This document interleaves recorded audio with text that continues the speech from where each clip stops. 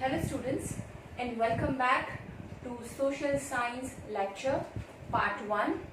And today we are going to start with the history part, and the second chapter is New Kings and Kingdoms. So here in this chapter particularly we are going to talk about new kings and their new kingdoms. Okay, so the main points here I have written: the emergence of new dynasties, administration in the kingdoms, and the last point is prestige and land grants. So let us understand the first point. Many new dynasties emerged after the 7th century. Now after the 7th century, what had happened? Many new dynasties emerged. Now dynasties means a line of hereditary rulers.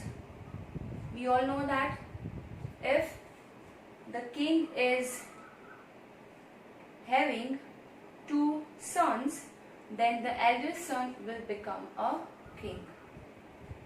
So it's a kind of line of hereditary rulers.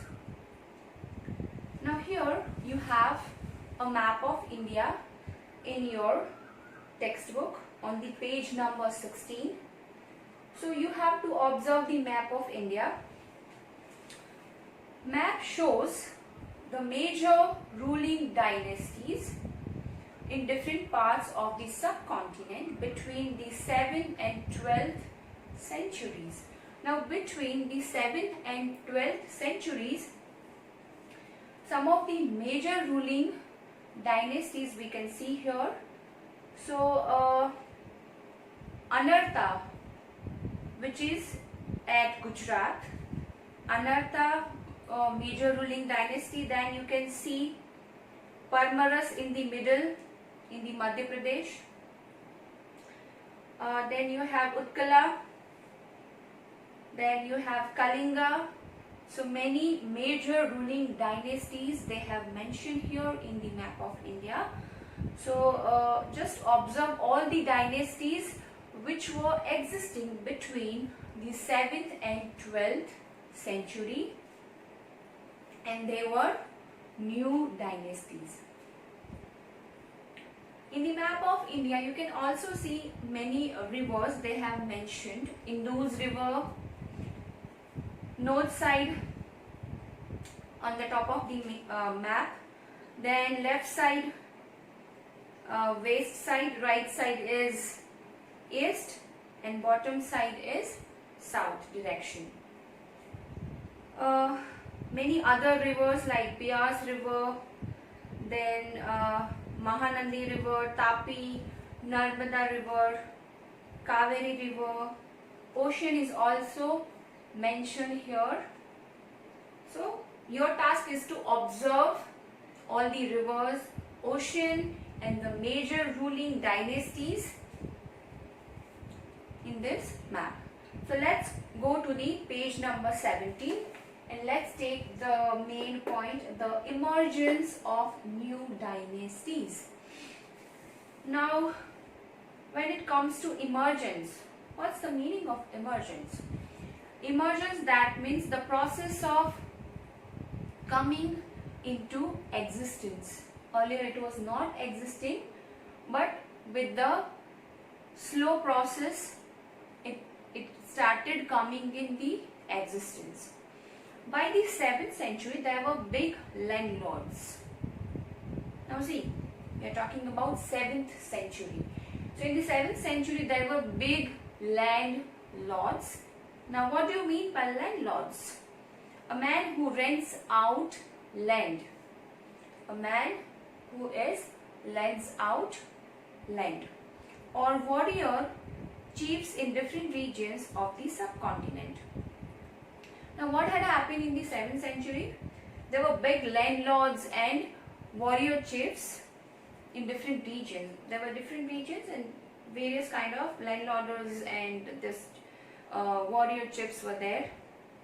Existing kings The kings who were already existing often acknowledged them as their subordinates or samantas. Now the kings were acknowledging them as samantas or subordinates. Now what do you mean by subordinates?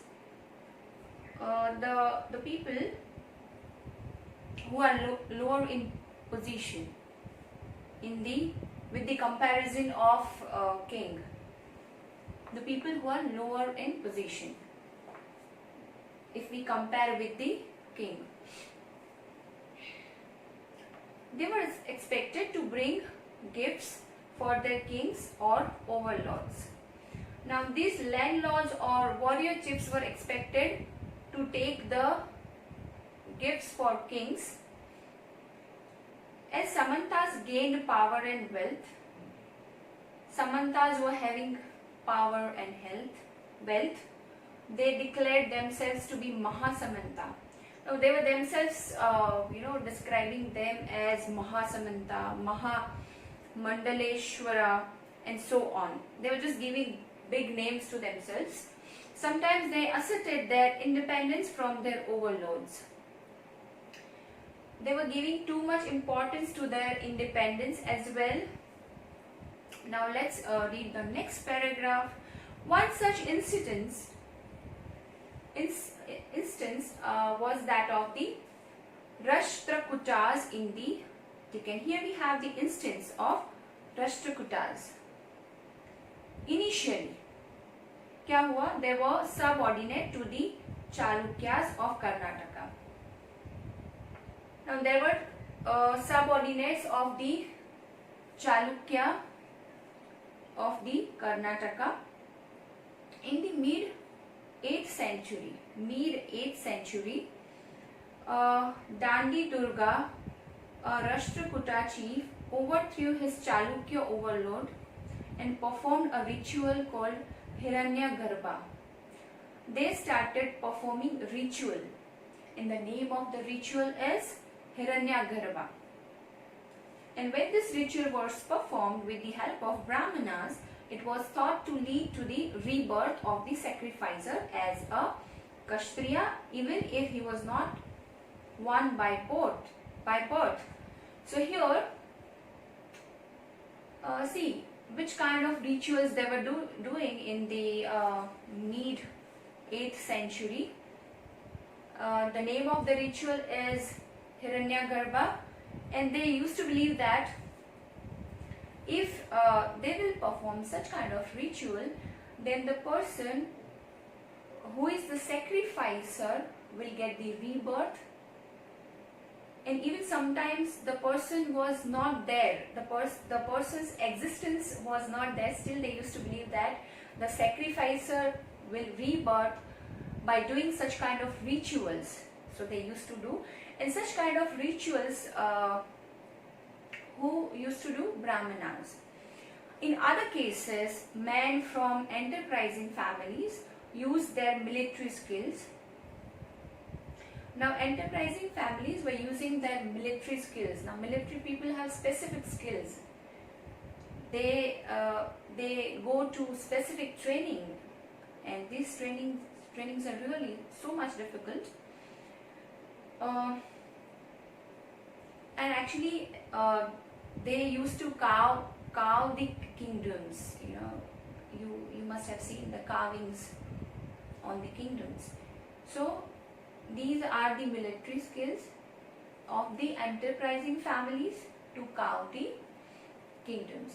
For instance, the Kadamba, Mayur Sharman and the Gurjara Patihara Harichandra were Brahmins who gave up their traditional professions. Now see, these are the name of the Brahmins who gave their traditional professions and took to arms, successfully establishing kingdoms in Karnataka and Rajasthan respectively.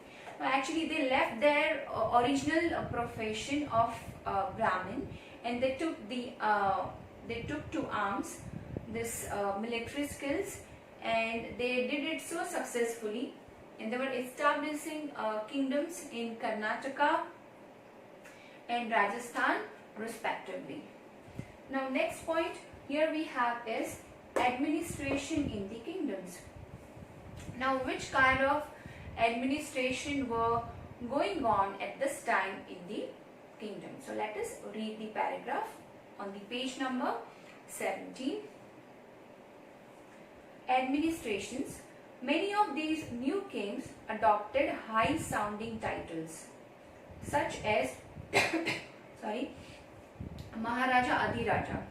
Now these new kings were giving titles to themselves like they are Raja, Maharaja and Adhiraja. You people must have listened in many TV serials or in movies, Raja, Adhiraja, Akbar padhar rahe hain. So they call like this. When any king is going to enter, so they speak loudly and they just welcome the king.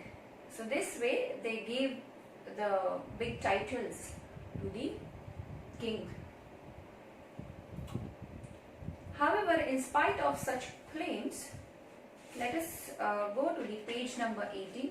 They often shared power with their samantas as well as with associations of peasants, traders and Brahmins. Now see, these people were having the power, but they used to share their powers with peasants, the people who are lower in status, laborers. They used to share their power with the traders of that century and Brahmins. Even with the Brahmins, they were using their power. In each of these states, resources were obtained from the producers. Now, in each of these states, actually the resources were obtained. Which kind of resources they were obtaining? That is, peasants, cattle keepers, artisans who were often persuaded or compelled to surrender part of what they produced. Now, actually this peasants, cattle keepers and artisans were forced to give the part of what they have produced. Like these people used to give the land to them, like kings and all, and they had to develop that land. Sometimes these were claimed as rent due to a lord who asserted that he owned the land. Revenue was also collected from traders. Now what these people were doing actually in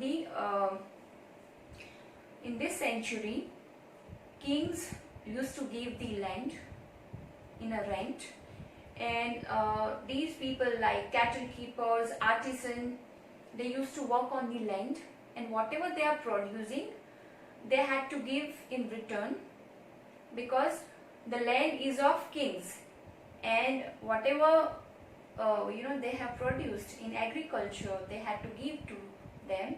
And this task who used to do, and this kind of collecting money or revenue was collected from traders. So they used to collect this income from the traders. Next we have the paragraph. These resources were used to finance the king's establishment as well as for the construction of temples and forts. Now whatever money these kings used to get, they used to spend these money in the establishment of their finance, constructions of temples and the forts. They were also used to fight wars which were in turn expected to lead to the acquisition of wealth in the form of plunder and access to land as well as trade routes. So basically these money kings were using for the development of his kingdom, sometimes in wars. So these various money were being used. Next paragraph here we have is, the functionaries for collecting revenue were generally recruited from influential families. Now who will work? Now the people, the committee.